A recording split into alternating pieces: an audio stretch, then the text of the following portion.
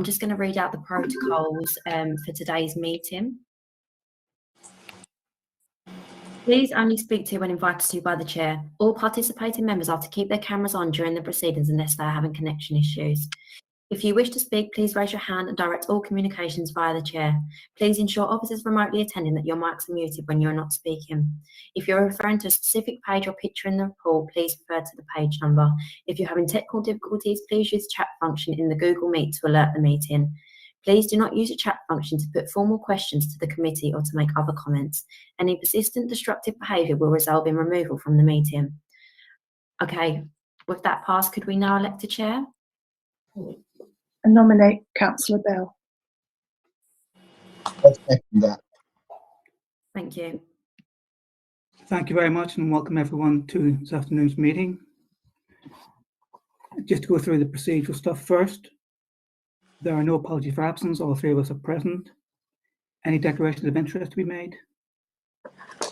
No. And then the licensing subcommittee procedure. The procedure in the published pack is slightly wrong in that these are applications for a review. So the order is different in that the applicant for the review goes first, makes their case. Then any responsible authorities who want to make a representation, then any other persons, and then finally the respondent, license holder, gets a chance to respond.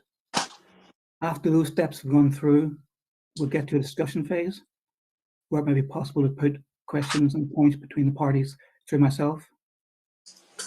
And after that, I will ask people to sum up in the same order as the original remarks.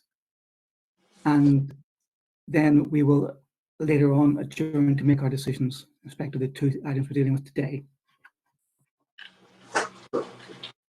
As I mentioned briefly before the hearing formally started, we do not have anonymous representations as committees. That is simply not our practice. Anyone giving evidence must be prepared to put their name behind the evidence. So the first item we have tonight is Storm Basement 3644 Stoke Newington Road. So before I go through the parties who I expect to hear from, just to update everyone, we have been informed by the landlord that the lease on the premises by the previous operator has been surrendered. And it's their intention to close the premises for a period and try and find another DPS to operate that. So I wanted to check everyone's up to date with that information. So it's not that the current operator will continue, it's that potentially a new DPS will be appointed and operate the premises.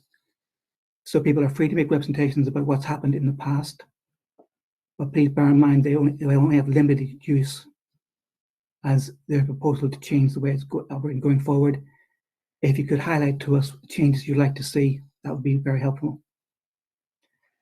Is that clear to everyone? Okay, the parties I'm expecting to hear from are the police, PC Ryan, and I can see Mr. Tuitt and Pathway for Licensing. And I have 5 residents and Councillor Lufkin down to speak. So I have David Lane, whom I know is on the call, Julian Izzo, whom I cannot see at the moment. Mr. Izzo, are you with us? Yes, I'm here, Councillor. Just point out that normally, well, previously, that you've normally referred to, we've been referred to by numbers because you're streaming on YouTube. I just thought I'd flag that up for you. Sorry, I think that's not correct. But anyway, I've got Marina and Finian Tweed. I can see you. Is Victoria Cannon on the call?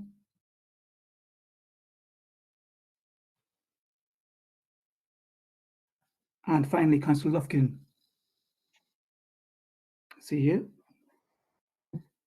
And from the respondent, Mr. Phil Colvin and John Stewart, and I can see Mr.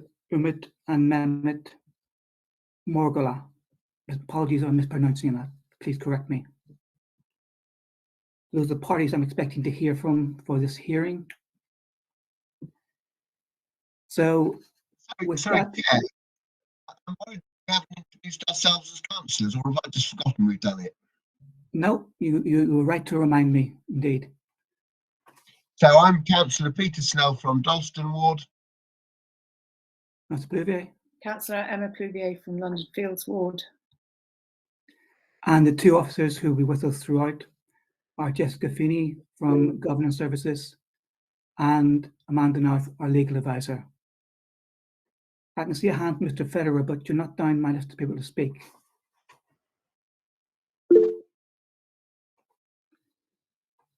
Mr. Federer, please clarify what your status is here. You need to unmute yourself first. I'm a resident. Right. Did you make representations? Yes. Okay. I should warn you that we have 5 minutes for speaking collectively. So I'm going to have to ask everyone to keep to about a minute, no longer.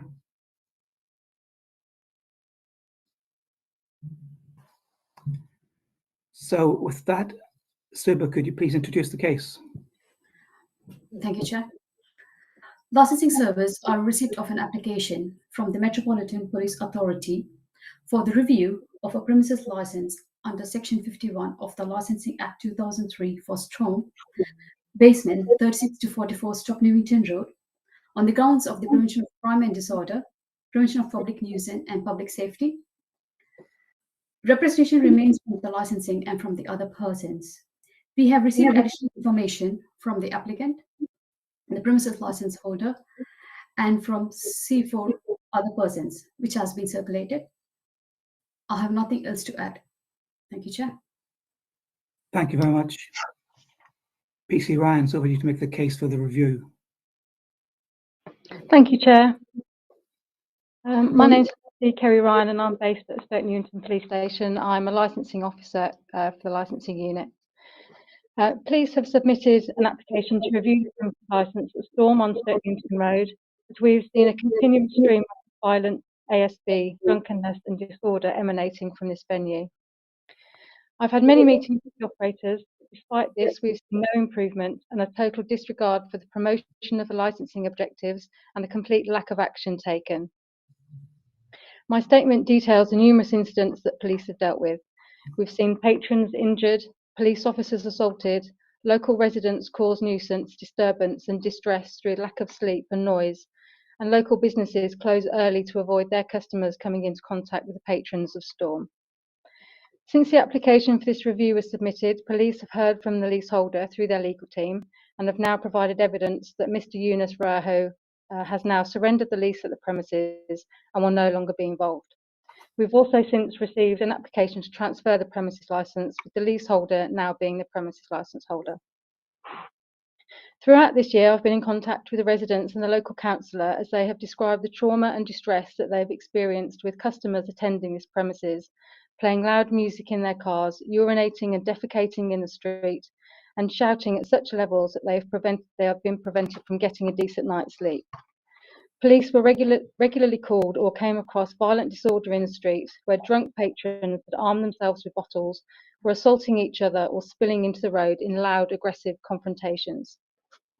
I appreciate that the leaseholder is now taking positive steps to address the issues and concerns that have been raised by the police, but I find it very concerning that despite the arrears at the premises and the consistent public disorder that we were seeing so regularly inside and outside the premises, that the leaseholder was not aware, given that he was also responsible for many other buildings in this parade, and we feel that it's only now that the licence is being reviewed by police that action is being taken.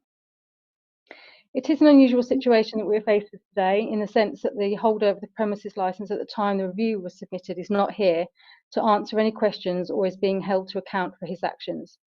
We do think, however, that very little due diligence was done before Mr. Raho took over the licence, as very little effort was required by police to find other premises that he has also been removed from during recent years.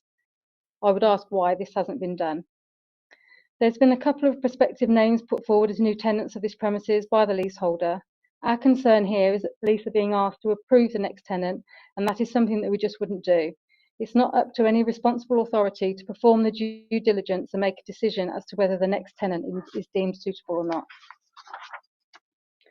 The transport links in Stoke Newington at 3 o'clock in the morning are not good. So many people do drive and park their cars in surrounding roads, and the surrounding roads in this part of Dalston and Stoke Newington are mostly residential.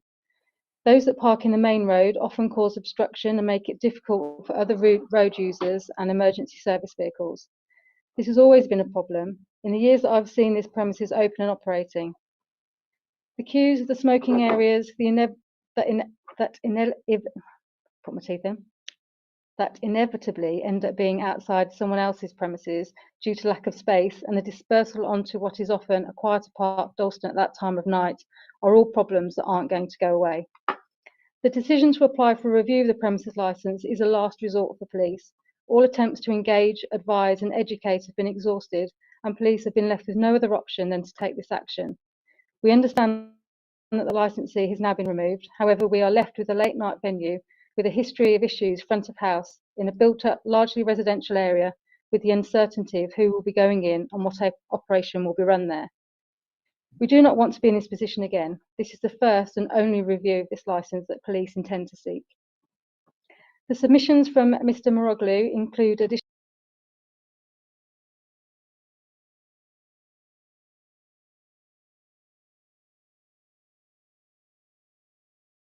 conditions.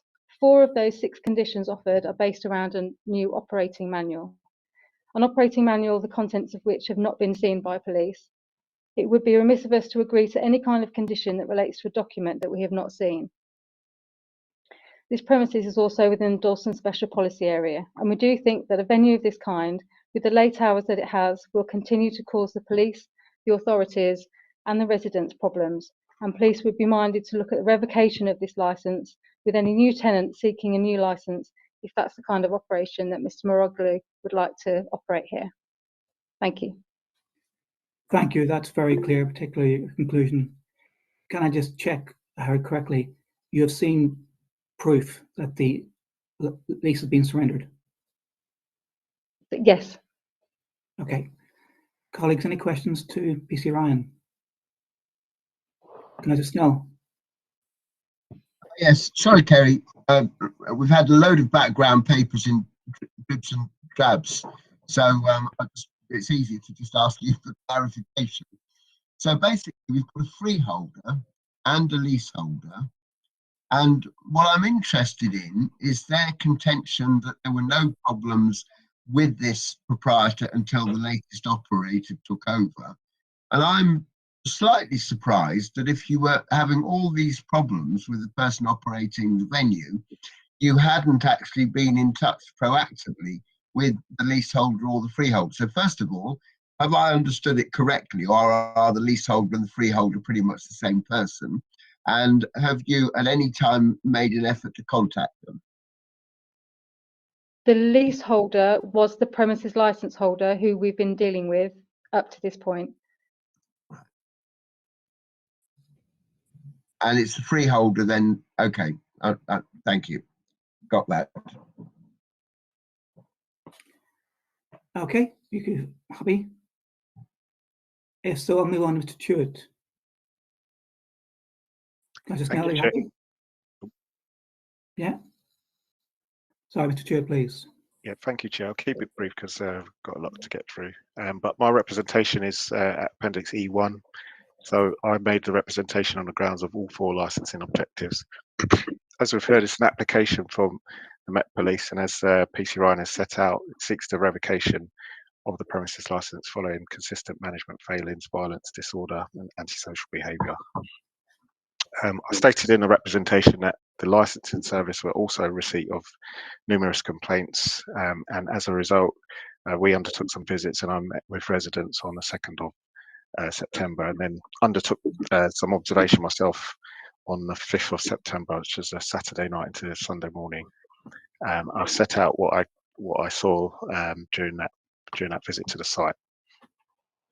So on the basis of the application, the supporting information by the police, and looking at the choices available to the subcommittee today, I would submit that revocation would be an appropriate step. This is because it appears that a disproportionate amount of negative impact could be associated with the site, despite other premises being in the vicinity nearby, and the continuing engagement that the police had with the operator. However, it is of course the fact that that operator has moved on. The freeholder is now effectively the licensee, because we've received a transfer application with immediate effect. I believe we got that a couple of days ago, and that leaseholder has vacated the premises. Freeholders in possession of the keys. So I would expect that this development is likely to have a bearing on the outcome of this matter. But I'll leave it there for now until we get to the discussion phase. Thank you. Thank you. But just to confirm, an application to transfer DPS is subject to consultation with the police, isn't it?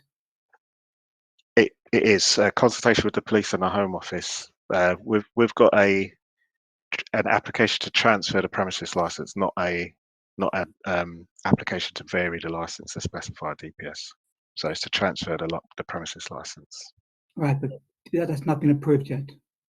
No, it's just been received 2 days ago, I believe it was. Okay, thank you.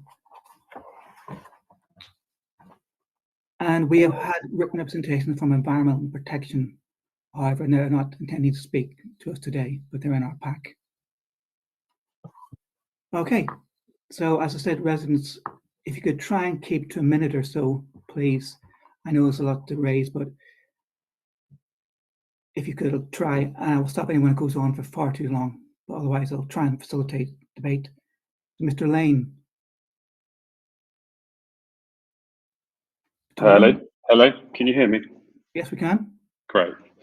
Yeah, I've lived in Hackney for 20 years on and around Kingston Road, and I've got 2 children, one at a local primary school and one at a local nursery, both of which are within 100 metres or so of the venue in question.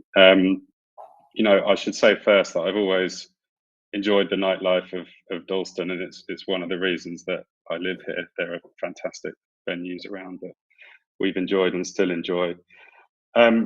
Since we've lived here, this specific venue's caused huge distress to me and my family. It's been an absolute nightmare. Our sleep, our children's sleep have been so badly affected that when there are nights on in this venue, we actually all share a room at the back of the house, and it affects our work, it affects our children's schooling. It's also had a huge effect on our mental health and on my partner, who specifically suffered anxiety issues relating to this matter. And as well as the noise, the constant disturbances throughout the night, we're just fed up with the aftermath, broken bottles, you know, taking my children to school and opposite Princess May Primary School every morning after this venue's been open. There's urine, vomit, drug paraphernalia, broken glass. I mean, the street is a complete state, and it's something that lots of residents have been speaking to the council about separately to this matter. Also, reading the extensive police report was really worrying that actually the behaviour linked to this venue was much more serious than we'd encountered, and to read about multiple reports of gun crime, knife crime, sexual assault, violence. It was worrying just to think that these people have been in the area, and also worrying that it had been allowed to go on for so long. I mean, the report starts back at the very beginning of 2019. I mean, on the occasions that I've tried to speak to the management of the venue, I've felt slightly threatened, I have to say. I mean, the reason that this specific venue is so bad is that it has much later operating hours than any other venue in the area, and it has a very, very large capacity. I mean, that combined with the negligence of the freeholder who's allowed this to be run so badly for so long is just a perfect storm that's created a really terrible environment for everyone. And I think it's important to say now that really whoever was running this venue with that capacity and those hours, it will continue to cause issues. I have no doubt about that. You know, I think we all just really deserve a break. Like I said, this has been going on for 3 years. There was some respite during COVID, but it came back with a vengeance afterwards. we've put up with it for so long, and I just think the license has to be taken away. You know, it affects literally hundreds of people on a weekly basis, and there's planning granted for new homes with even more people within meters of this place, lots of new houses and flats which will be being built soon. So it's only going to affect even more people. You know, there's 4 schools within 100 meters of this place as well, and it's just, something's really got to be done about it. And just to finally, I'd like to say that, you know, I had a really good read through all of the supporting material and the documents and the legal letters, and I'm just really worried as a resident about the precedent that it would set if this license isn't revoked for the area and for Hackney as well, that a landlord cannot do anything about such serious issues for so long. And all that needs to be done is, you know, for a lawyer to write a couple of sides of A4 saying we didn't know anything about it and we're sorry and we've maybe lined someone else up, and here are some ways potentially it might be better in the future. I mean, I'm not a lawyer, but it does really concern me that if that precedent is set, that there's nothing stopping freeholders of any other businesses in the area just not being accountable for anything. Okay, so to interpret it, you're saying to us you'd also prefer it to be revoked, so he has to apply for a new license. Yeah, I think it absolutely has to be. If, you know, we're reasonable people, if this license, if they want to find a new operator and they want to apply for a new license in line with the special policy area, like I said, you know, we love the area, we love the great things that are here, and there's great nightlife. And if they put together a proposal that goes through the right channels and the right filters, and there's a dialogue with the community and with the police and the council, and like I said, it's in line with the opening hours and operating hours that are outlined by the council for the area, then I don't think anyone would have any objection to it. You know, we've put up with this for so long that this license just has to be taken away now, full stop, and something else implemented thereafter. Okay, thank you. That's very clear. Mr. Izzo. Yeah, thank you, Mr. Chairman. Look, I need to first formally object to the fact that you are restricting the time, which is a deviation from the Type A procedure without notice, and I won't be able to get a fair hearing as a result of it. Okay, moving on from that, I will be as brief as I can. First of all, I want to point out to the police and anybody else that the main road is residential. Hundreds of people live on the main road. We don't expect to be just a dustbin for everybody else. We're all have much better things to do than complain about licensed premises. Personally, I'm just trying to get some sleep to get on with the things I would much rather be doing. I've seen Mr. Colvin's statement that the license is being transferred back to the operator, but prior to 2019, it hasn't been a problem. I don't see how Mr. Colvin can say that. I've lived here a very long time, and this premises has been a problem for many, many years. When it was being run as the Nest, it was particularly problematic. The licensee seems to accept he can't be trusted to dispose of this license without supervision, and there's definitely been a failure to do due diligence previously. Who determines who's worthy of this license? Well, I think there's only one thing that only basically the licensing authority can be determined who is worthy of this licensing, not the parties, which presumably would be the buyer or the vendor, or possibly some cabal of a star chamber, which that wouldn't be proper. No policy document is a substitute for being a witness to events, and the road to hell is paved with good intentions. The Nest,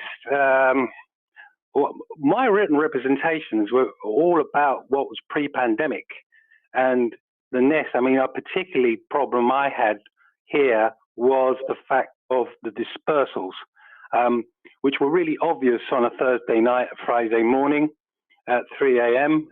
When other premises just didn't have the same license.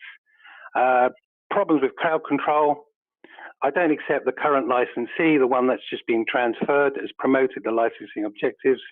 I don't think the conditions that have been suggested are of any use. And there's nothing to stop the licensee being transferred to anyone. I think we should address the myth that management can prevent nuisance. What's critical is the clientele that's attracted by the entertainment offered.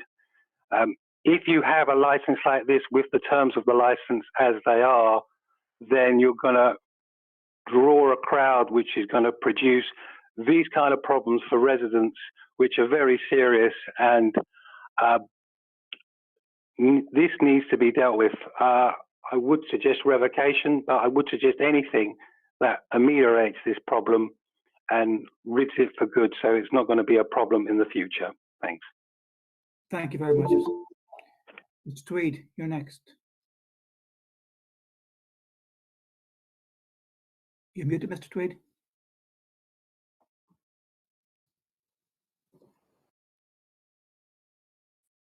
Hi there. Sorry, can you hear me? We can. Thank you. I'd just like to begin by echoing the previous caller's concerns about the time that we've been given today. I think my statement probably goes into as much detail as possible, but it's kind of difficult to go into everything in 1 minute, especially some of the things I want to say today.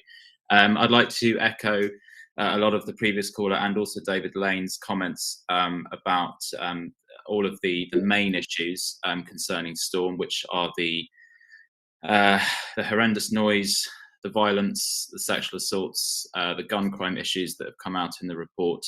I'd also like to make it extremely clear that these are not issues that have occurred in the last 2 years and in running up to the pandemic. To my property since March 2013. I have a young child who goes to a local primary school. This venue has caused non-stop problems to me and my family in the entirety of the nearly 9 years that I have lived here. I've suffered from a complete lack of sleep. I have had to, I would estimate, call 999 approximately 40 times. And that would be in the last sort of 3 or 4 years. That's not the last 9 years. So I dread to think of the financial implications for the Met Police. And even to go into some detail, when I've had to call 999, it crosses my mind of the risk to the public out on the street for that police car to attend something that they should not be attending to. So I'm constantly thinking of the moral implications and the harm that could come to other people in a broader scale as a result of Storm nightclub. So I think my main concern is that for in my knowledge nearly a decade, and it hasn't been dealt with.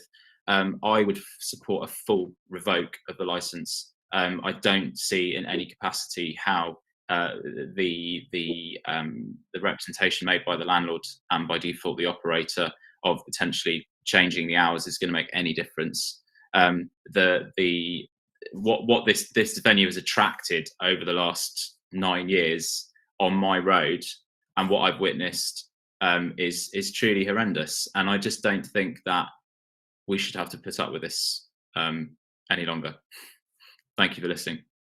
Thank you again, admirably clear. Is Ms. Cannon with us? Victoria Cannon? No, if not, Mr. Federer, please. Yes, sure. I can also confirm I've lived here for over 7 years. I'm also a father. We've got 2 young children as well. The issues that we're discussing are long-term issues. They've been issues that we've all experienced from the very beginning. There's a definite correlation between obviously when they're occurring, the times they're occurring. There's a general pattern as well. You know, most of the disturbances are between 2, 3, 4 onwards as well. It's violence, it's all the issues that have been obviously mentioned. We've had to call 999 on occasions when there's been fights in the street, there's been people attacking each other.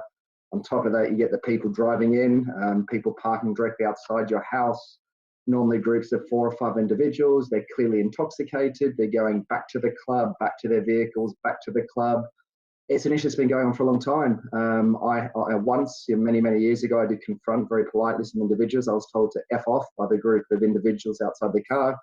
I felt very unsafe because of that. I also feel very, very anxious as well. It's something that you dread every weekend, knowing that you're going to get woken up several times. It could be 3, it could be 4, it could be 5 times you're going to get woken up to people either carrying on, coming or returning, leaving or returning to their vehicles. It's a nuisance to the local community. I don't really see any kind of value or any purpose that a venue, until 4 a.m. in the morning is adding to the local community. On top of that, you have all the food waste, the broken bottles, again, taking children up and down the street. It's an absolute mess every Monday.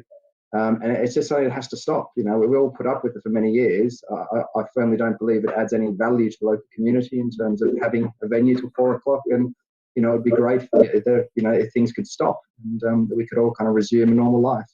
But it's had a massive impact, not just the last 2 years, since, you know, the 7 years that we've lived here. We've been here since 2013 as well. So, yeah, they're the main points I'd like to kind of mention. Thank you very much. Councillor Lufkin.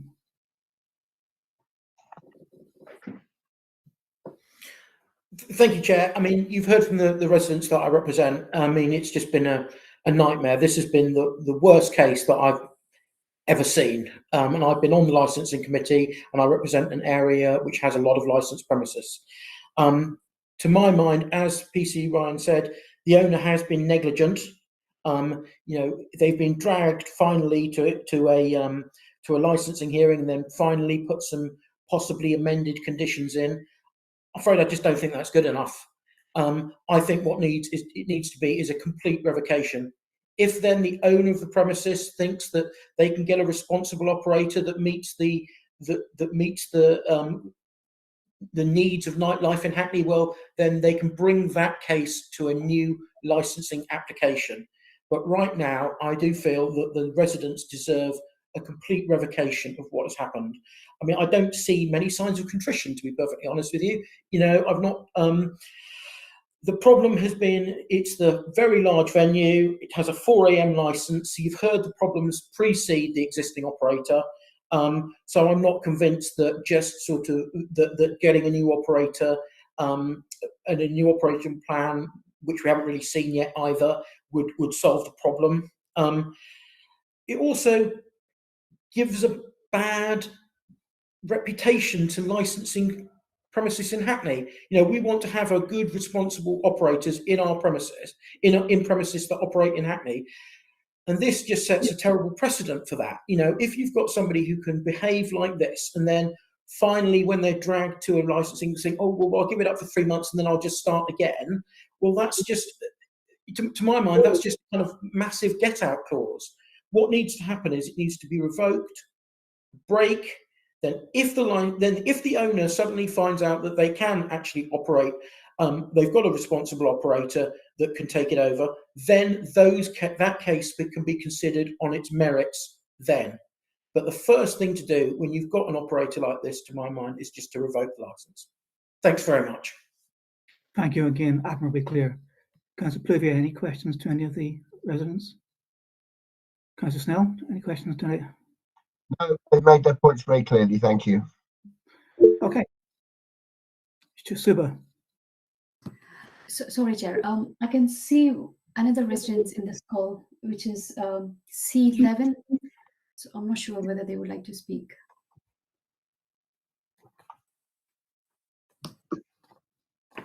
Who's that person? Sorry. It's Ali House. Ali House. Hello, I can see you too. Are you wanting to make a brief representation?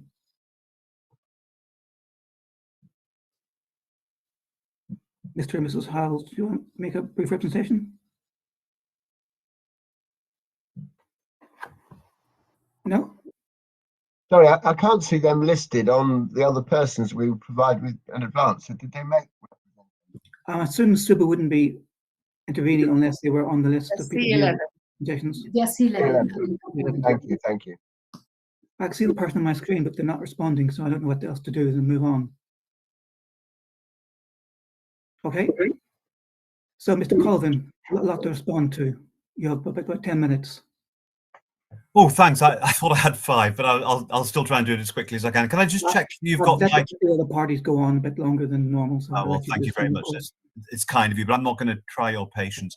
Can I just check you've got my written submission? It's quite a brief document filed on Tuesday, 14th of December.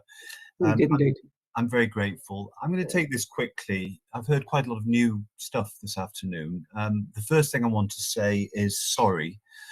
I acknowledge on behalf of my client the gravity of this review, and it's perfectly obvious that these residents have had an awful experience. The causes of that experience. These premises have been in my client's hands since 2004. They've been licensed by you since 2005, and they've been operated by my client's tenants since 2010. And there've been a number of tenants in since 2010. Over that last 16 years, there has been no previous review.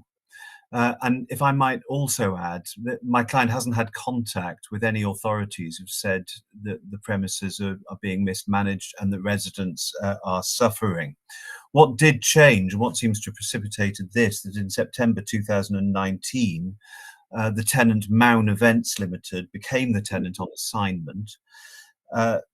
My appraisal of the document shows that none of the incidents relied on by the police, the licensing authority, or environmental health predate Maun's occupation. So everything relied on by the authorities is post-autumn 19, and that might explain why there was no contact with my client, who, I'm just telling you it straight, was unaware that these issues were going on. It had not been drawn to its attention.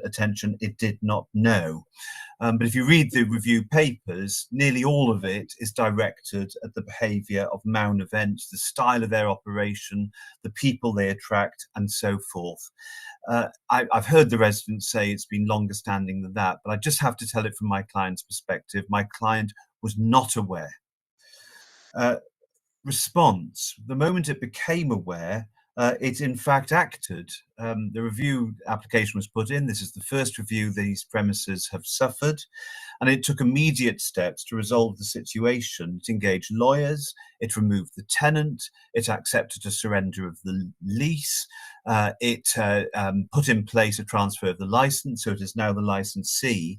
And to make sure that moved really quickly and the relevant agreements could be made, it waived £55,000 of rent. It wasn't going to hang around and argue. It just wanted that tenant out. And I have to tell you that that conduct is consistent with what the police and the licensing authority will say about my client, that he is an honest and trustworthy individual who can be relied on to take appropriate steps to promote the licensing objectives. He has run a number of premises in Hackney before, and he's not somebody who is regularly seen in front of your subcommittee having his license reviewed or anything of that sort. So the moment he was aware, please accept from me he wasn't aware before, but the moment he was aware, he took all due and responsible steps. Next, the proportionate remedy. And what my client is suggesting is a new broom with stronger controls over future operation. The new broom is set out at paragraph 17 and 22 of my submissions. It involves a 3-month suspension. It will in fact be more because it'll take time for the decision to come out. Then it's 3 weeks and then it's 3 months. It's in essence closure for 4 months. You to remove the DPS so that he's just off the license. And that means that any new DPS would have to be approved by the police. And that would mean they'd have to be satisfied and comfortable. If they're not, they'll refuse, and it would come before the subcommittee who would make a decision. But my client won't let it get to that. My client would work with the police and the licensing authority to ensure that everybody is comfortable. The conditions which we have proposed mean that the landlord has to exercise direct oversight over the operation through the aegis of an operating manual and then independent audit of how the premises is operating. We have discussed these conditions through with the police and the licensing authority, and they've not suggested any other conditions, and we've invited them to see whether there's other conditions which could be added to the license. But it is a rigorous set of measures. It removes the miscreant operator permanently. It makes provision for future management. Please, in deciding whether these are proportionate steps, bear in mind this is a first review and it involves all steps short of revocation. So as far as revocation is concerned, I would ask you to accept that given the removal of this tenant who seems to have precipitated this review, the alacrity of the remedial measures and the sensible conditions which have been put forward, this wouldn't be an appropriate case for revocation. If it is revoked, we all know this is a special policy area and it will be extremely difficult for these premises to be recovered. But my client would propose a reduction of hours. And this has been discussed. It's mentioned in a number of residents' representations and was discussed also with the police. And we just want to do something which preserves it as a late night venue, but not very late night venue. To be perfectly frank, if a lot of hours are removed from this operation, it won't be operable. It's a basement venue. But what my client would propose is, at the moment, I think it's 4 a.m. My client is proposing Monday to Thursday, 1 a.m., Friday to Saturday, 2 a.m., Sunday midnight, except for 1 o'clock on Sundays before bank holidays, with a 30-minute drinking up time. And all I would say about that is that really would involve every single step short of revocation. It will take the heat out of the situation. It won't be able to trade properly as a nightclub. It would become a later night bar. And it would come with a warning from you that my client was very much in the last chance saloon. And if there's any further breach of the licensing objectives, then it really would be curtains for my client in Dalston. But this is the first time my client's been in front of you for any of its premises. I know people are angry, and I can see why they're angry, but it wouldn't be right to take away the license and the goodwill from this premises in the circumstances of this case. So thank you very much. And just once again, to all who've spoken so passionately, sincere apologies. It's not what my client is or wants to be, and it's not how he gets on with neighbours in the premises which he's operated over a couple of decades in this part of London. Just to clarify, the hours you're proposing, opening hours to 1:30 Monday through Thursday? Yeah. And 2:30 Friday and Saturday? Yeah. And midnight 30 Sundays, with alcohol finishing half an hour before that?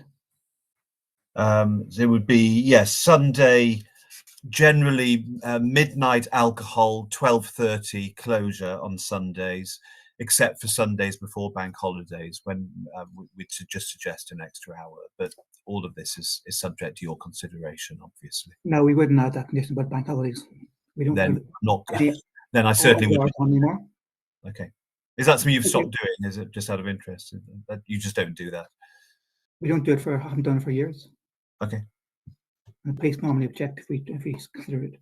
All right. Well, I'm anyway, watching it. That's a proposal anyway. But to get back to the main point, I think you heard it overwhelming from the residents.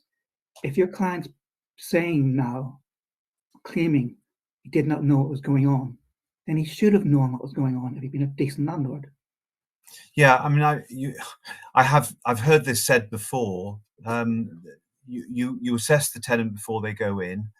They then go in. They're subject to a clause on their lease, which says they've got to comply with the law and comply with the license. I think there's probably a growing realization in London that landlords, even when they've disposed of a lease and the license is in the hands of the tenant, they ought to accept more oversight.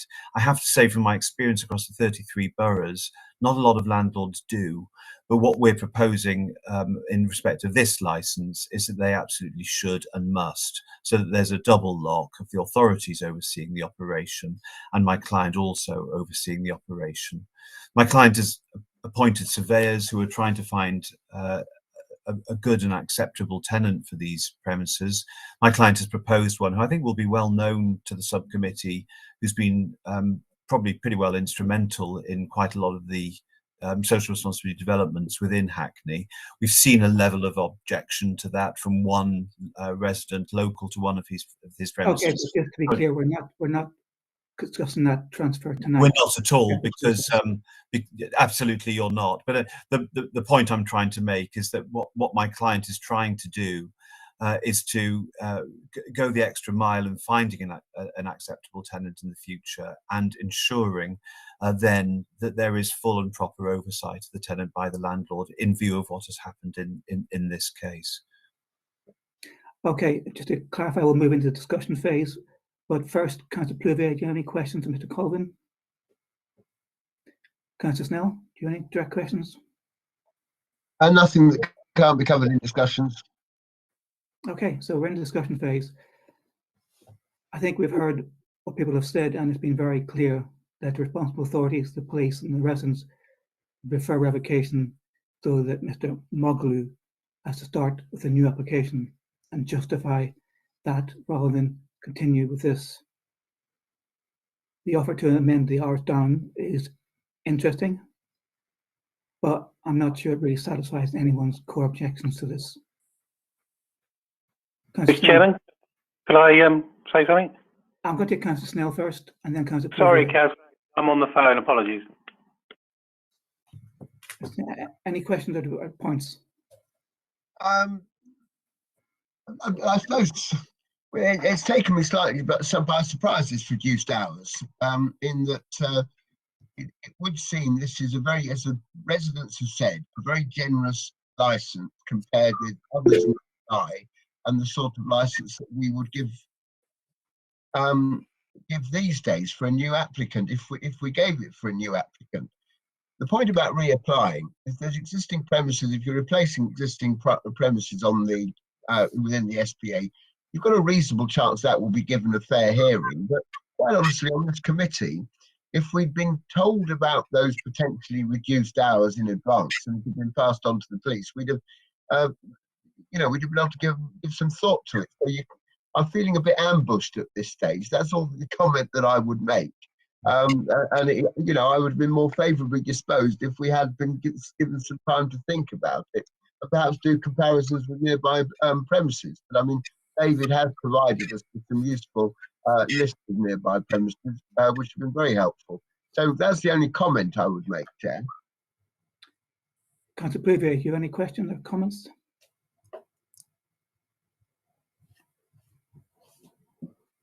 No, I don't at the moment. I think we need to hear back from those residents who wouldn't be happy. PC Ryan, I'll call you first. We need to hear back in terms of the new situation as presented by. Yes, PC Ryan, please. Thank you, Chair. I'd just like to address some of the points made there. Just in relating to my evidence only going back to 2019, and the reason that the evidence does only go back to then is because I have lodged an application to review Storm, and that's when Storm went into the premises. So that's why my evidence starts at 2019. Yes, I can confirm that the premises before that was an issue in relation to front of house. We have discussed that in meetings previous to this. And in relation to the reduction of hours, Storm didn't actually use their 4 AM licence. They only operated until 3, with a 3:30 closing most nights. It was very, very rare that they'd ever use their 4 o'clock. So it's not actually bringing it back too much than was already operated. Okay, Mr. Tweed. Yeah, I'd like to firstly just ask Mr. Colvin where his client is, why he isn't here today. That's a I believe he is on the call. Where is he? I believe he's on the call, actually. He is on the call? Okay. Yeah. And the second point is about the timings. Just to echo what PC Ryan has just said, I don't see how slightly reducing these timings is going to create any difference to the nightmarish problems that we've got in the area and on in our vicinity because of Storm. What's to stop people arriving at 5 PM, doing their drugs, doing all the problems, doing all the things they like doing on the roads around here, and then leaving at 1:30? It's not going to change behaviour. It's going to be the same problem. The only solution is to revoke the license wholly, completely revoke the license. And if obviously people want to start again from fresh, that's another matter. But I think reducing the hours is a poor argument, I'm afraid. Okay, thank you, Mr. Federer. Yeah, I just wanted to again reiterate that the fundamental issues with this venue is, one, the capacity, and 2, the hours. And obviously those 2 things, obviously hand in hand, are an absolute nightmare. Reducing the hours ever so slightly is not going to make a big difference. I've personally witnessed the way that people just spell at those times as well. On the odd occasions where I've come back after a late night as well. The other operators in the area, everything is a lot well managed. They're closing early, but having a venue with that capacity There's no easy way. There's not enough security there anyway. It's not been handled well for years. That level of capacity and that level of obviously time, it just doesn't work. Not in a residential area. It doesn't add any value to the local community having a venue open for that time. Thank you, Councillor Lufkin. Councillor Lufkin. Thank you, Chair. Sorry about that. Yeah, I'd just like to address some of the points that Mr. Colvin made. Mr. Colvin talked about the goodwill in relation to this venue, but to be honest, with my residents, that was burned through ages ago. Mr. Colvin firstly said, well, you know, we haven't had any previous reviews, but like that is a sort of a good thing, but we hardly have any reviews in Hackney. You know, not having a licensing review is what I would expect to happen, not something that is somehow praiseworthy. I mean, I do feel that the appropriate thing to do in this case, I still feel it, is that we just start again. It's to revoke it completely. If there wants to be a new license and we can see all of the details of the new license and what they're proposing, then that can come to a licensing committee, and that can be judged on its merits then, not sort of trying to shoehorn it when they've finally been dragged to a licensing review. Again, I don't think the hours will make much difference. You heard from PC Ryan that it's, you know, they weren't using their full license anyway. And of course, there's a capacity issue. And those kind of things now need to be, in my view, need to be addressed at another licensing application hearing. Thanks very much. Okay, again, admirably clear. Mr. Lane? Yeah, hi. I mean, a lot of people have raised the concerns that I had. I mean, I think there are a few small things to add. I'd reiterate Councillor Snell's comments on these hours that have sprung on us today. It hasn't been mentioned in any of the literature from the lawyers, and it seems to me really like a bit of a last resort and an admission of guilt as to how badly this has gone, that they've sort of jumped there. It won't change. It will just move the times that these issues happen. There's one small door that leads into this venue with a huge capacity, with a staircase in and out. The other large venue in the area is Earth, which is opposite, which has lots more bouncers. It has lots more better managed security. It has big metal fences that run on the high street and also on the side street.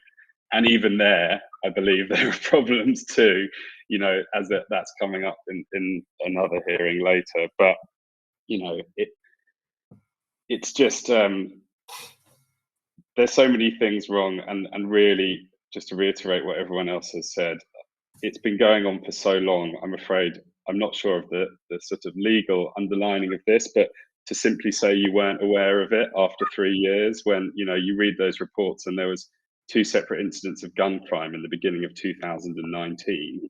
You know, if I'm a freeholder and I own lots of premises in the area, I'd hope that I'd know about that for the safety of my other premises and also the safety of my leaseholders. So I just really don't buy it, and it's really not going to sort it out. Thank you. Okay, I'm going to take Councillor Privier, and then I'll come to you, Mr. Colvin, for several minutes. Mr. Chairman, sorry to just say hello. You need to raise your hand to speak, Mr. Izzo. Well, I'm on the phone. Councillor Privier. I just wanted to clarify what the capacity is of the premises. Just because, as far as I'm aware, I could find no condition on that. Yeah, I can't find it. Maybe we could amend the condition. Unless I'm wrong. Anyway, that's not your only question. Yeah. Colvin, do you want to respond to all those remarks? Yes, I'm trying to find the capacity. I've got in. I don't want to just give you a number. I've got a number in my head, but maybe Mr. Maroglu can help. Sorry, I'm in a different room from my client, who is keen to address you.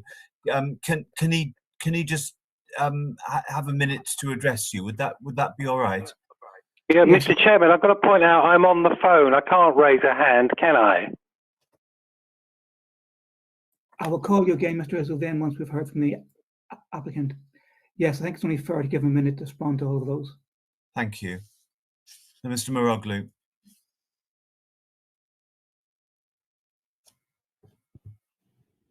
Hello, hi. Sorry.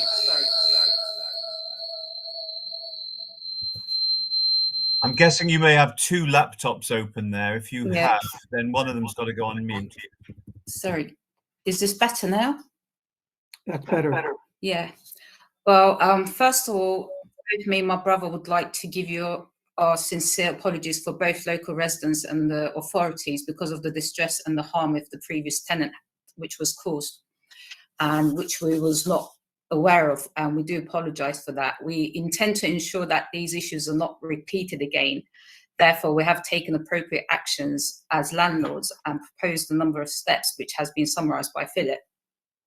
So basically, I would like to say both my dad, my brother and myself had been in the area locals and running businesses since 1996. And this is the first time we've been in such a situation. And we would like to be given the chance to show you that we can prove this and like change the current circumstances, you know, take better actions, bring in better tenants. If we need to bring in bouncers, you know, we would like to take care of the area, keep our reputation going well, and look after the locals as well. So that's what I just wanted to say. Okay, but you've heard a clear wish from the residents and the responsible authorities. Yes, sir, that it should I be have. revoked when you apply for a new license, and can then perhaps finally make up for what you actually have done. Well, the thing is, it wasn't really us that caused the stress, it was our tenants. And as I said, like, we are willing to, you know, take precautions and like make Hackney a better environment. And my dad used to run a pub around there as well, the Marquise. And my dad has been running the pub since the 90s, and we never had such issues. So I just wanted to stress that to all of you. Yeah, I mean, coming back in relation to what's been mentioned, obviously, by our dear local residents as well as the police and the local authority. I mean, the actual premises was assigned by the previous the leaseholders, which I believe was called the Nest, and therefore I believe we've actually had a minimal option to get involved by how to not get a control over the existing tenants' attitudes, because I believe they were at the premises for 2 years, and during that period, I believe from March last year, 2020, up to June 2021, they were obviously, due to pandemics, were closed. And again, I like to stress from my points, which was made by the local residents, and yeah, they operated roughly about 12 months, and with our powers, we've, you know, made every attempt we could to try and get the tenants out of the premises, so we could actually take over and possibly get a decent and better operator within the premises who could operate it within their licensing objectives. As I was the first person to initially started and made all the attempts back in 2005 to try get this asset of a premises and introduced it into Stoke Newington Road. Okay, the history is interesting, but you need to put to the stage an argument why we should not revoke. Sorry? I mean, history is interesting, but not that relevant. Okay, You need to I put mean, to this stage an argument to us why we should not revoke. Yeah, I mean, as Mr. Philip has summarized, I mean, we would ensure that we'll take all the relevant steps as we did literally within a month to get the right operators. I mean, if it means suspension of the license, reducing the hours, we'll be more than happy to work with the local authorities, councillors, and the local residents themselves, as ourselves being, as I said, operators of this premises for 6 years, prior to all of the nonsense which has been caused by the previous operator. I think nonsense is understating it a bit. I mean, sir, we do understand you, and sorry. Let Brian Councillor speak. And again, you need to put an argument to us why she's not revoked. You heard clearly from the residents that's what they prefer. You heard clearly from the responsible authorities that's what they prefer. I think probably so. The arguments are for me the apology, the assurance that these people, the Moroglus, are not the sort of people who are callous about the vicinity or insensitive to the feelings of residents. I do hope that comes across from the evidence which they've given. This does seem to be one of those cases where the landlord just didn't know that this was going on. And I'm sure that you're not going to take a punitive approach. It's a regulatory approach, and classically under the guidance, it's a stepped approach. It's the first time they've been in front of you in these premises. It's the first time they've been in front of you in any premises. So you don't have operators in front of you who are remiss, who are recalcitrant. They're just not, and you can see that they are just extremely sorry about what has happened. So the real question in a regulatory setting is what do you do about it? We've suggested a whole series of measures, which include every single measure short of revocation.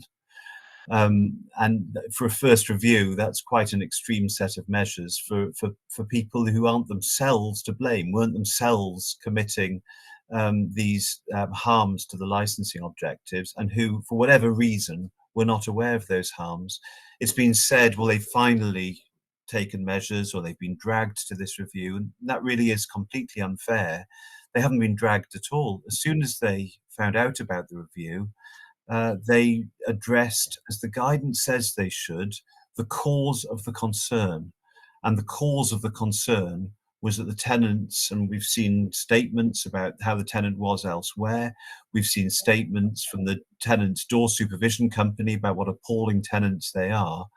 The cause was the tenants, and my clients have addressed that cause. And then they've suggested a series of measures and conditions which will ensure that in the future these things will not recrudesce. And we've discussed those through with the authorities. And the authorities, we've invited the authorities to suggest other measures, but we think the measures which we've suggested are the right ones. They involve no one be coming in and operating the premises before they've had the once over by the authorities. We've suggested a complete break, which is always really important when premises have got themselves into a bad state. And we've suggested that the entire operation should be subject to licensing control, in the sense that even the operating manual has to be produced and approved, and any changes of it have to be approved. And we've suggested independent scrutiny of the terms of that operating manual. And, you know, with very great respect, I entirely understand the anger, and haven't cross-examined anybody about the number of their experience or the extent of their experience. We just accept that it has not been good living near those premises, and, you know, whatever language is needed to convey that remorse, then my client through me expresses it. But in a special policy area, it would be really unfair, in my respectful submission, to take this license away, knowing in reality that it will be extremely difficult to get a license back which allows this basement to trade into the later hours. It can't be a coffee bar. It can't be an ordinary hours bar. It won't work. It won't be viable. So what we've tried to do is to take the nightclub out of it. It's not actually huge. It's 250 capacity, I understand. It's not huge. The client is quite content that it shouldn't be a late night venue. But the hours we've proposed are sort of late hours, bar hours. You've now got your teeth into this. And if my client can't find the right tenant and it doesn't operate well, then next time it will be revoked. But after 16 years, it's a hell of a thing, I've got to say, to revoke on a first meeting. Okay, thank you. Councillor Bouvier. Sorry, I just wanted the leaseholder, their freeholder didn't answer my question about capacity, which Phil Colvin has now answered that it's 250. I have to say, I haven't been in there for 5 years, but I do agree with the resident. It's a fairly hideous place with a very narrow staircase. I'm surprised it's 250, but there you go. It's got 3 exits. Okay, so Mr. Tweed. 1 and 10. Main entrance. Tweed, you're on mute. Mr. Morgulou, could you mute yourself, please? I think my my difficulty in understanding the defence that the landlord has only just been made aware of these issues is that that's his word against ours. How can he prove that? What we can prove is with photographic and video evidence is all of the problems that we've been discussing on this call. To simply say you weren't aware of a problem for the last 10 years is not really a defence. And I'd also like to contest Mr. Colvin's comments about the clean record here, because I understand that the licensee of the Marquis of Lansdowne was prosecuted in May 2009 for selling alcohol beyond the allowed time of 11 p.m. And I believe that the people that prosecuted the landlord were Hackney Council back in May 2009. Okay, could we please keep to this premises? Mr. Lane? Mr. Lane? Hello, sorry. Finny mentioned one of my points there. I mean, the freeholders are very clear in saying that since 1996 they've operated lots of businesses on the street, and I think it just adds to the concern that how would you not be aware of all of this going on for so long? You know, if you're present on the street in a number of places for a very long time, how is it possible that you are not aware? And if you are, it is just negligence. Also online, it does state that the capacity is even larger, and on a lot of the flyers we've seen for nights and stuff, it does list the capacity as up to 400. So whether or not that's right, it's very big. There are a lot of people. Mr. Federer. Yes, I just wanted to query or just challenge the capacity. I'm just trying to look for some evidence now, but on some of the advertising, I've personally seen Advertising Storm. It's actually saying, you know, it's promoting the number of tickets as well. I've got something here for 194 tickets. It's something else that I'm sure, and I will find it, that says up to 400 capacity. But also in terms of having some basic measures, having adequate security, you know, it's a fundamental, it's a complete, you know, breach of duty of care to the patrons, to the residents. You know, you need adequate security, you need adequate bouncers on the door, you need to be doing adequate drug searches, weapon searches. But for this, you know, behaviour to have been able to get out of hand to that level is a complete, you know, breach of duty of care to the club patrons, to the rest of the business owners, and to the residents and the local community as well. Okay, thank you. Councillor Lufkin. Thank you, Chair. I mean, Mr. Colvin said that he'd not cross-examined any of the local residents, but you know, I think that's probably because the evidence is just overwhelming. I mean, it's just huge numbers of complaints for. I mean, this isn't. I've been on licensing committees where people may have made 1 or 2 complaints about the place, but this has just got really long lists of long-standing complaints, as you know, as we've also heard from PC Ryan. And I've not really heard. I do think that the appropriate place to consider how this venue operates in future is a full licensing hearing again, to go into the issues, not sort of things that are introduced at the last minute and put in on the fly, and oh, we'll do this, oh, we don't know what the capacity is. It's like, yeah, the time to consider all of those things is at a new licensing hearing. Any reserves of goodwill have just completely gone, and yes, it does stretch credibility. That you can either say that the owner is negligent, you know, in not knowing how their venue operates, or they do know and they just haven't addressed it. Those are the 2 possibilities in my view. So yes, I mean, all of the points that Mr. Colvin makes about capacity and things, just address them at a new licensing hearing when we can take the whole thing in the round and consider how it can operate in a responsible manner. Thanks very much. Thank you. Mr. Izzo, do you want to make any points? Mr. Izzo? Can you hear me, Councillor? Yes, we can. Oh, okay. Well, firstly, I'd just like to say that I agree with the police that this has been operating till 3 a.m. Rather than 4 previously. I heard the representations from the current licensee, and you know, the warm words won't help me or other residents get some sleep. Prior to 2019, of course, all the complaints that anyone would have made would have disappeared in the great cybersecurity failure that Hackney Council suffered. The licensee is, of course, that wouldn't stop anyone making a statement at a later date now and giving evidence. And we could, of course, be cross-examined in a licensing appeal. We definitely need more licensing reviews, and the applicant is only acting because of a licensing review. I think even Mr. Colvin conceded that. The hours is interesting, as you say, but the real problem with those hours, of course, they're beyond the spa hours also. It's the entertainment issue. The entertainment component of that is the problem. I certainly can't accept, as Mr. Colvin has repeated, that that this can't operate as an ordinary bar. I don't see any reason why this can't operate as an ordinary bar. Ordinary bar would be bad enough, but certainly no reason it can't do that. And it's the entertainment. It's the entertainment at these hours is going to cause problems. It's going to cause problems in any premises. And in this area, in this location, that's how it is. That's just the clientele you're going to attract. So that's essentially is it. I haven't heard anything particularly that that says that this shouldn't be revoked.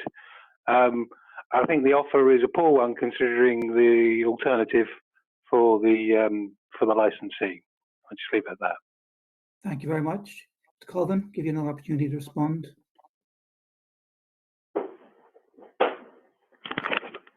You're muted for the moment.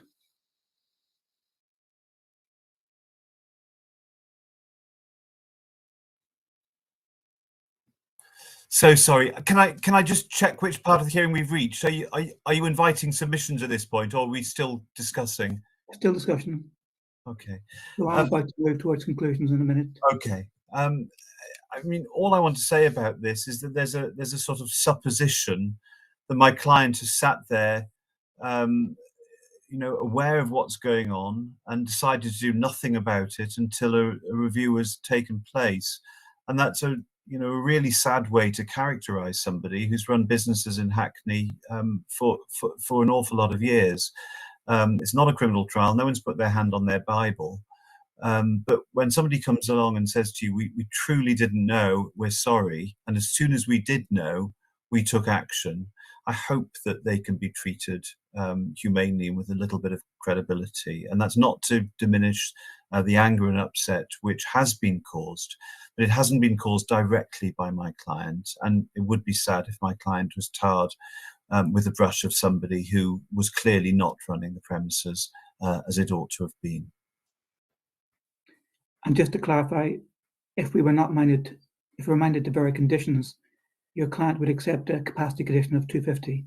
Yeah. In fact, I would even say 250, or we could independently assess. So it's 250 or the independent assessment, whichever is less. If there's any issue about capacity, let's just get rid of it. Okay. Councillor Snell, any questions? No, I think that's fine. I think we can go to summing up. Councillor Pluvier, any outstanding matters? No? Amanda, do you think there are any matters we should cover that we didn't do? No, I think you've gone over everything as thoroughly as you can. I suppose it's just. Do you think you need to hear anything about any other options, or you've heard enough? That's just making sure that you've. I was indeed going to invite that during the summing up phase. Thank you. That's a useful reminder. So, to people who aren't members of committees, we have to consider a number of options in each case. So we start with the minor options of modifying conditions, and we have to go through whether or not we think those will be acceptable to put right the issues at this premises.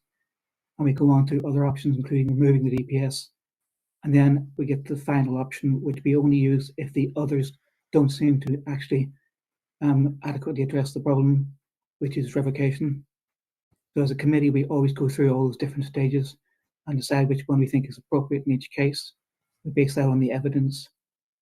So it's useful if you can give us clear indicators as to why you think a particular outcome should be the one we go for.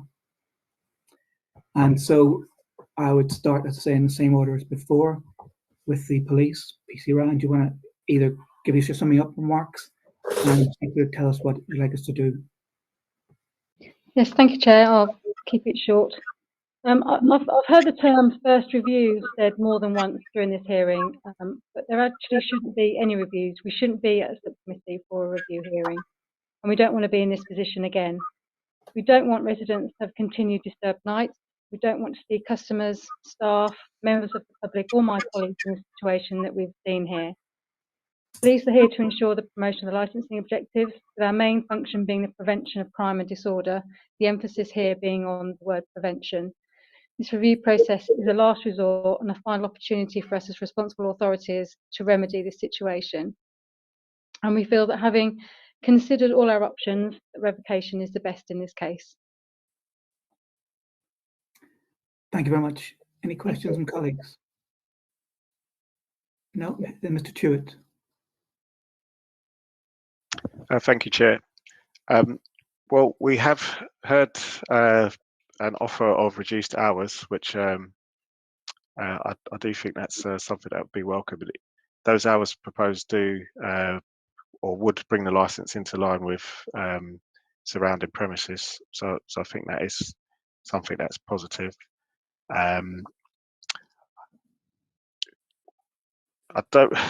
Not really sure whether I should comment on whether the licence should be revoked or not. I guess revocation potentially could lead to a new licence application in future and a new applicant making their case. However, a variation could achieve that same outcome. And I think it is a very significant factor that the leaseholder has now left the premises. So I do think that's something that needs to be taken into consideration as well. Okay, Councillor Snell. Yes, David. I mean, the High Street, obviously Kingston High Street and Stoke Newington Road very well. And you know the businesses that have been operated by Mr. Maroglu. I mean, I'm finding it difficult to believe that a freeholder with wider interests in the area would not be aware of the degree of what was going wrong outside Storm and associated with Storm. You know the street better than we do. What's your take on that? I mean, is it unreasonable to expect the freeholder to actually understand what's going on in their premises? Well, I don't know this. What I should say, I don't know the street as well as residents. I don't live there, so I don't think it's unusual. We come across a lot of applications, review applications,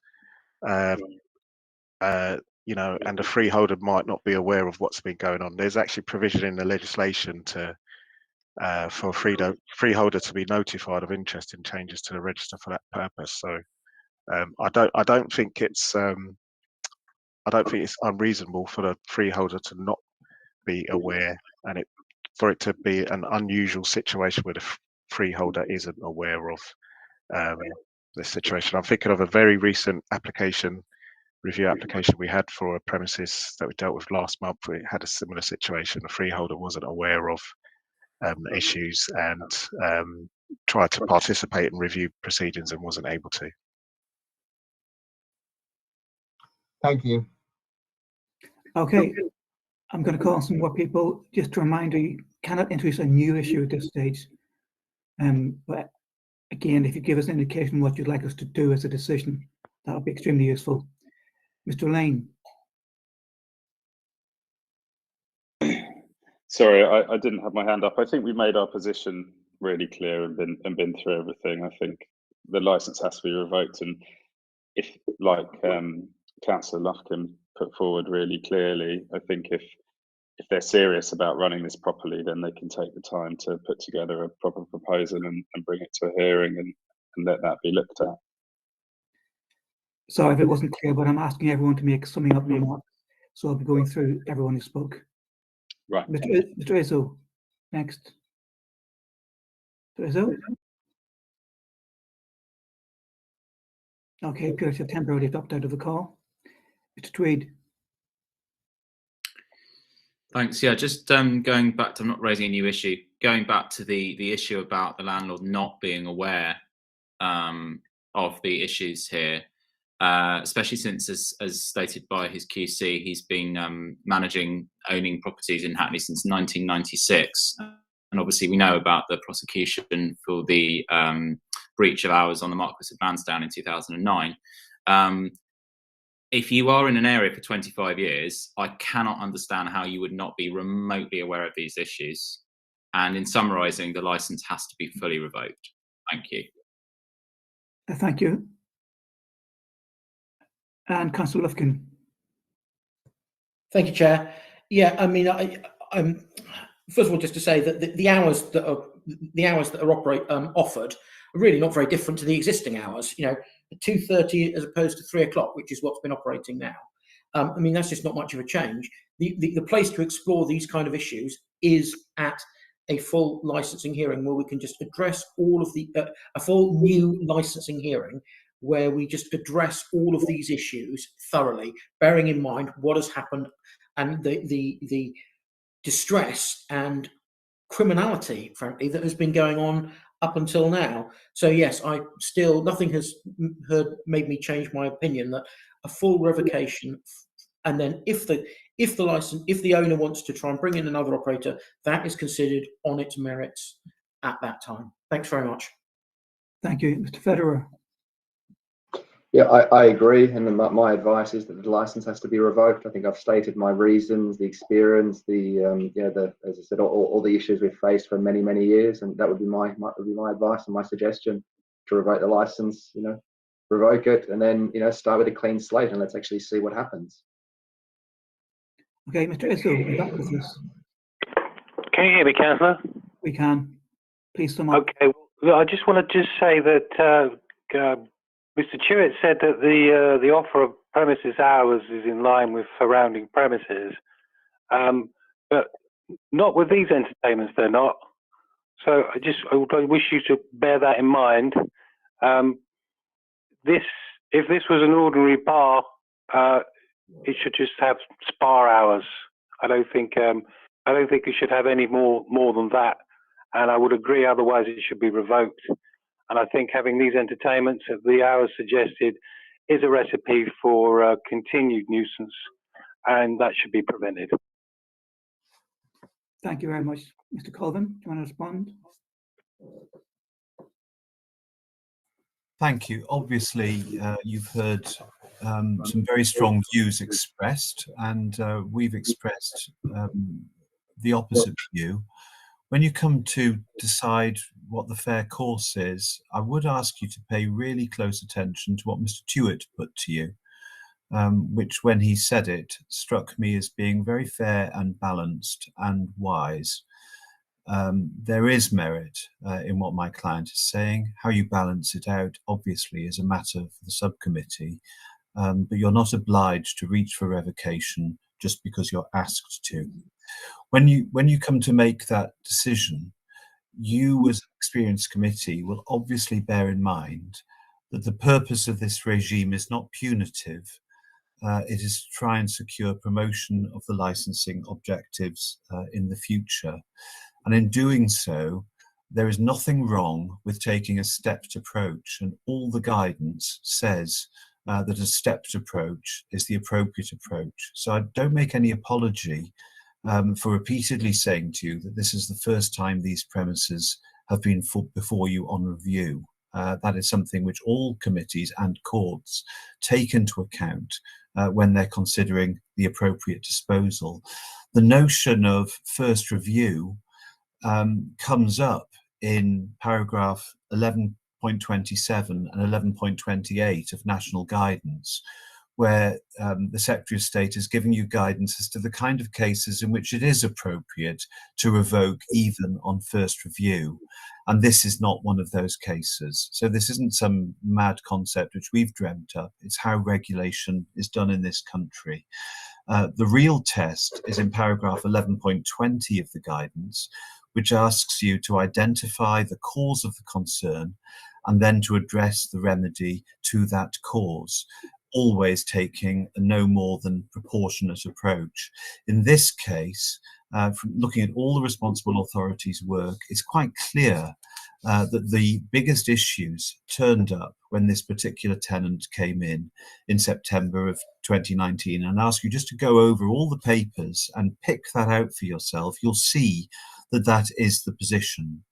The dates of complaints to environmental health, to the police conversations of tenants and all of that sort of stuff. But my client is not that tenant.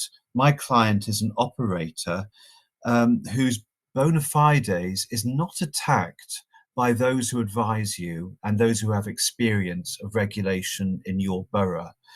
And so what's being said when my client comes along and says, look, we're extremely sorry, we didn't know, we acted as quickly as we possibly could. So it's, well, you're lying or negligent or whatever, because you knew or ought to have known. And I just ask you this, why would my client lie to you?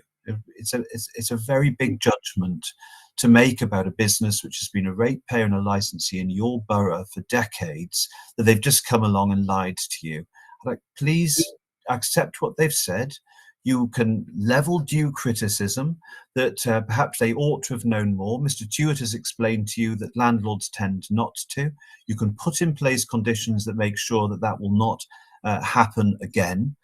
And so far as the conditions which we've offered during the course of this hearing, this is part of the iterative process of review. It's not complacent on my client's part. Yesterday we spoke to the police and licensing authority and we talked about hours. And so we have made a proposal in relation to hours. And it is a serious proposal because there's a huge difference between a 3 or 4 o'clock license, which is a nightclub, and a 12 o'clock, 1 o'clock, 2 o'clock license, which is a late bar. And we've agreed to keep the capacity down to moderate levels so that some of the heat can be taken out of this situation. You're being asked to impose revocation. You don't impose revocation because it's convenient, sir, and you already said this, and I know that you know it.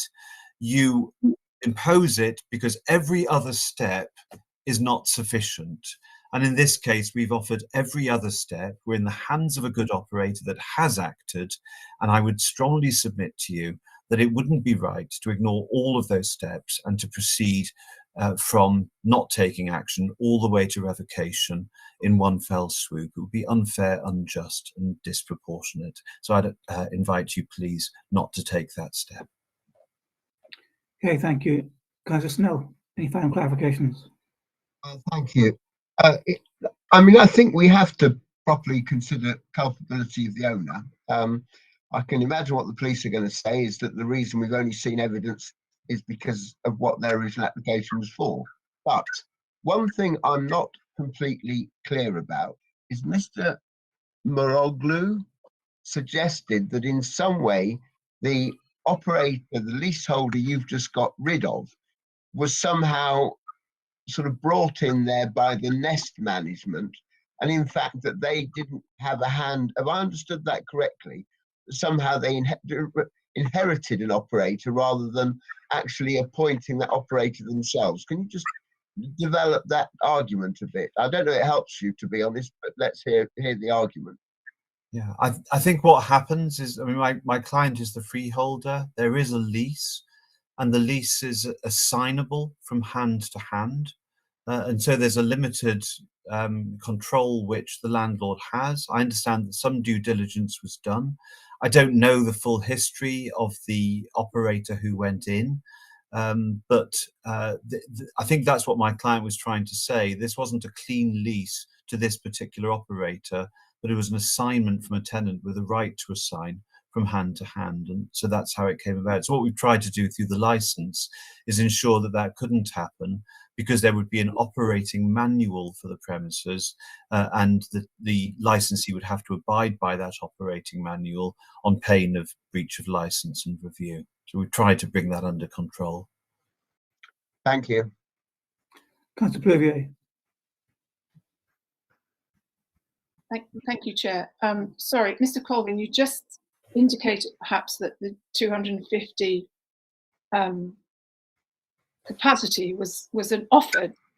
I want to know what the capacity is within the lease. What is the legal capacity under the operator from the operator? I can't, Council, I'm really sorry. I had in mind that the capacity, but I can't find it on the papers, but maybe it's a question I've asked. I had in mind that the capacity was 300. I was told by WhatsApp during our discussion that it was 250. So I'm just trying to take all doubt out of it by offering a condition that says 250 or the assessed capacity, whichever is less. But it does happen in licensing. You get a license without capacity on it, and this is one. Okay, I am asking because I do actually have some concerns. I mean, there's clearly no disabled access to this premises. I would like to be assured that the freeholder is aware of the fire risk limits on his property as rented out as a nightclub. That's all. And I haven't had that from him. I would expect him to be jumping up and down saying, I do know, and it's this. Well, I can assure you, if that my client, before it does anything else, would have to conduct a fire risk assessment. There are, in fact, 3 fire exits from these premises. So the assessed capacity would be a function of the standing space, the number of WCs and so forth, and then the fire exit capacity. You take the least of those 3. So my client will have to, before doing anything else, will have to get an updated fire risk assessment, and obviously wouldn't operate beyond that number anyway. Any other questions or points, Councillor Plouvier? Now, I cannot allow anyone to make a second point in summing up, I'm afraid, Mr. Tweed. So I think we've exhausted discussion on that one. We will attempt to come to a discussion. No, I was just quickly going to ask QC Colvin. Obviously, it's a bit concerning. He doesn't know the capacity. That is obviously quite concerning. Well, I've tried to give you the answer.